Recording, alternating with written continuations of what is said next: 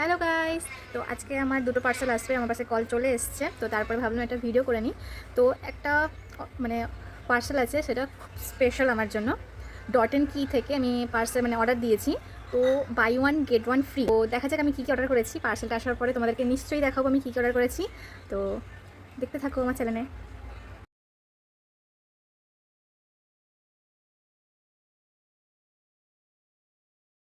তো পার্সেল নিয়ে চলে এসেছি আমি ডট ইন কি। তো এর ভেতরে কি আছে চলো দেখা যাক।